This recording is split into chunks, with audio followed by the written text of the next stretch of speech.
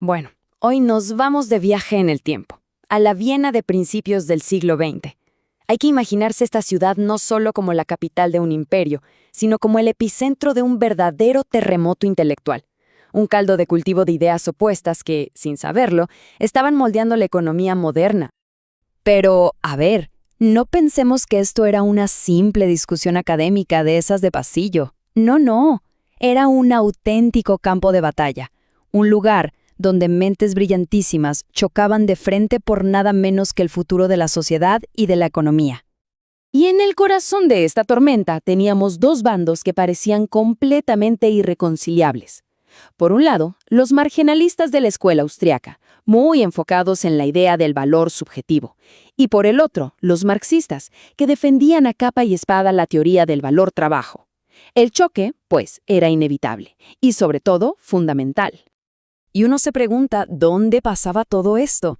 Bueno, la arena principal de este combate era un solo lugar, el Seminario Universitario de Eugen von Bauerk. Ojo, que no era un aula cualquiera, ¿eh? Era el cuadrilátero donde estos gigantes intelectuales se veían las caras, semana tras semana. Y la gente que estaba en esa sala, era simplemente increíble. Estaban Rudolf Hilferding y Otto Bauer, que luego serían líderes del austromarxismo. Un jovencísimo y brillante Joseph Schumpeter, el sociólogo Otto Neurath, y un tal Ludwig von Mises. O sea, un verdadero equipo de estrellas de la economía del siglo XX, todos juntos para debatir. Vayamos entonces al meollo del asunto. El centro de su desacuerdo giraba en torno a una de las preguntas más básicas, pero a la vez más complejas, de la economía. ¿De dónde sale el valor de las cosas? Para los marxistas, la respuesta venía de la teoría del valor trabajo, que ya venía de los economistas clásicos. Básicamente, decían que el valor de algo depende de la cantidad de trabajo que se necesita para producirlo. Suena simple, pero las implicaciones de esta idea eran, bueno, revolucionarias. Pero claro, los austriacos no se quedaron callados. Friedrich von Wieser lanzó un contraataque directo, diciendo que era un error darle todo el crédito de la producción solo al trabajo. Para ellos, el valor era algo subjetivo, que dependía de la utilidad que cada persona le encontraba a un bien. El golpe de gracia, sin embargo, vino del propio anfitrión del seminario, de von Bauerk. Después de analizar a fondo la obra de Marx, llegó a la conclusión de que su sistema era, en sus propias palabras, un castillo de naipes. Él decía que Marx nunca pudo resolver una contradicción clave en su propia teoría: cómo los valores se convierten en precios de mercado. Pero justo cuando parecía que la batalla estaba claramente definida, con dos bandos bien marcados, aparece una nueva figura. Un personaje que vino a desafiarlos a todos, incluyendo a sus propios maestros. Y ese rebelde era Joseph Schumpeter, a quien llamaban el enfant terrible del Círculo de Viena. Un tipo brillante, extravagante, destinado a ser uno de los economistas más importantes y también más polémicos de todo el siglo. Schumpeter rompió con sus maestros austriacos de una forma espectacular. Empezó a usar las matemáticas en la economía, algo que a ellos no les gustaba. Defendió el modelo de equilibrio general de Walras y además se apoyó en la filosofía positivista. Buscaba, según él, un enfoque más científico para la economía. A ver, lo más interesante de Schumpeter es su perspectiva. Para él, el debate no era sobre qué teoría era la verdadera.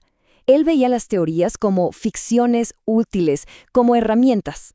La pregunta importante no era cuál es la correcta, sino más bien cuál nos sirve más para organizar los datos y entender lo que pasa en el mundo real. Bien, dejemos la teoría por un momento y pasemos a la siguiente gran batalla, una que se movió a una pregunta muchísimo más práctica. A ver, en la vida real, ¿podría funcionar una economía socialista? Y aquí entra otro personaje del seminario, Otto Neurath. Él vio la planificación centralizada que se hizo durante la Primera Guerra Mundial y llegó a una conclusión radical. Dijo que esa experiencia demostraba que sí era posible manejar una economía compleja sin mercados y sin dinero.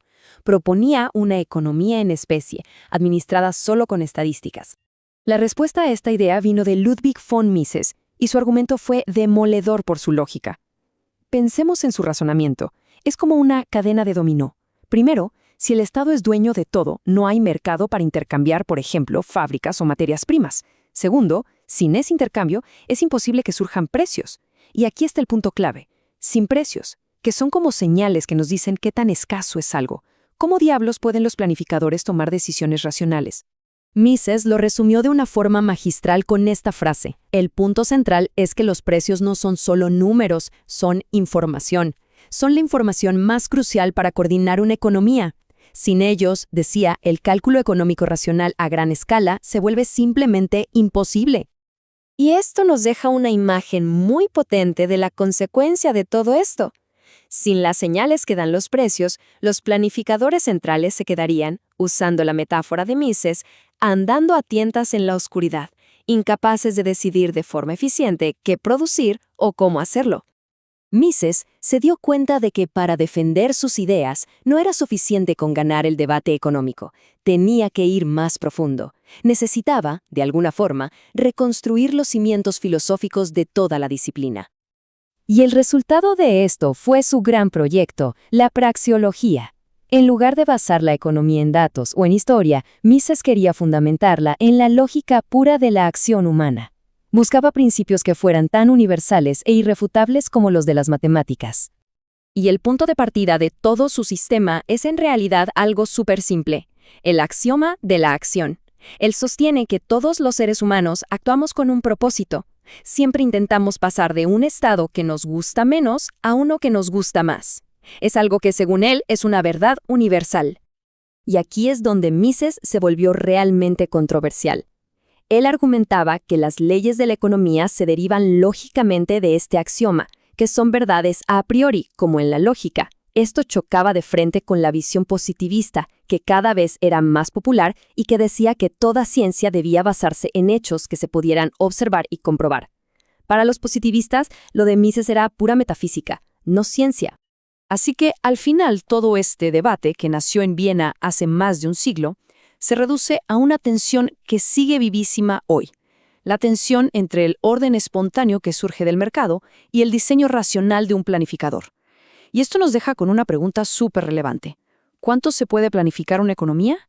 ¿En qué punto la intervención, por muy bien intencionada que sea, empieza a apagar esas señales y nos deja a todos efectivamente andando a tientas en la oscuridad?